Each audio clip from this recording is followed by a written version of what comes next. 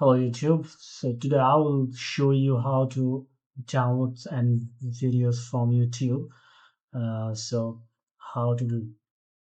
So this is if you using this IDM Internet Download Manager, and if you get this type of error when you try to download any videos, and if you get this type of error, the server replies that you don't have permission to download this file and forward to 1403 error. So what you need to do? So I will give you this suggestion, and I will give you these instructions, and very easy, and you can download any videos from YouTube by IDM.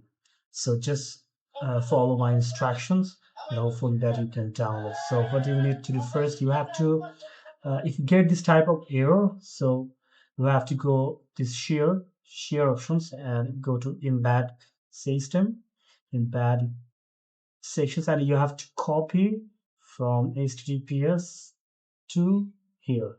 Okay, so you copy this link and you have to paste the search option. You have to hit enter. It's already coming that videos, and you have to play.